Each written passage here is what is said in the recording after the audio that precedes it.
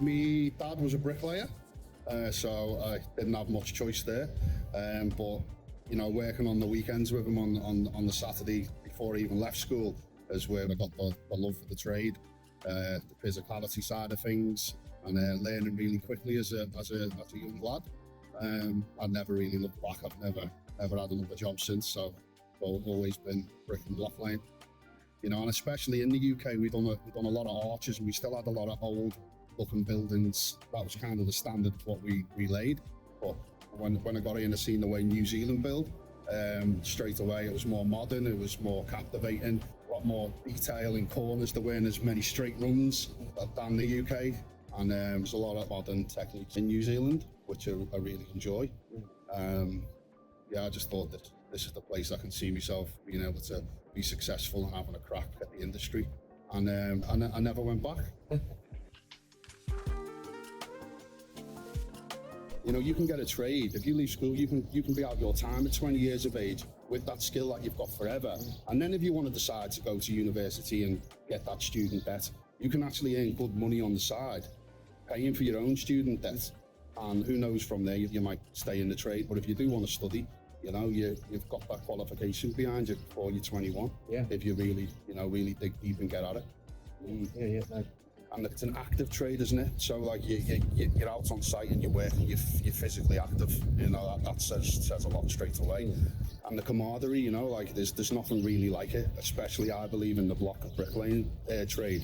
It is mostly a big, great laugh and a load of fun with a load of hard work in it. So it creates this big team bond, which I don't think's in many trades. Really, I think we're at the top of the pick when it comes to that. Yeah, so it's nice to come to work and enjoy what you're doing. Yeah, absolutely. But you know, this trade can take you anywhere in the world. So once you get the trowel skills can be used in any country. You might have to adjust a little bit for different rules and regulations and stuff. But you know, once you get them skills and you can, you know, navigate through the trade, you know, you can go anywhere in the world with this trade. Yeah, anywhere.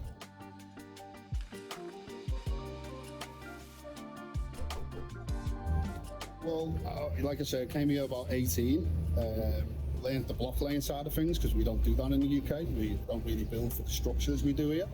And as soon as I could do all that, I was out on my own, you know, and at that point I was only 21, 22, you know, and I was just working for other block layers really, you know, on a block rate, and you know, I pushed through that pretty quickly, and I always wanted to have my own business. I always wanted to hire people as well. So that journey started, when I was about 22. And so how many people have got in the books now? We have about 25 PAYE staff, and that goes from, you know, office staff right down to labourers. And also we engage with subcontractors, probably about 20 subcontractors that are pretty much full-time with us. Yeah. But you know, you find a lot of people prefer residential. You know, it's a lot less strict on a lot of the rules and the regulations around things. A lot more meetings in the commercial, a lot more toolbox talks. But you know, once you're laying them bricks or laying them blocks and the set out's done, they're the same. You know, you're all laying bricks and you're laying blocks and you're building stuff. It's just obviously commercial, bigger scale, residential, smaller scale.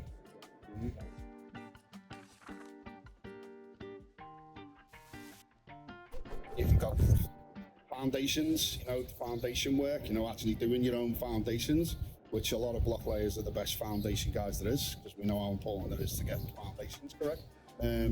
Foundations, you know, earthworks, because you're around these trades all day as well, so you're actually picking up things as things are going forward.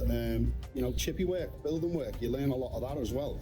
So if you wanted to go into building work, you know, they're all kind of connected in some way, and you're learning along the way as well. So yeah, there's a lot of options and a lot of pathways.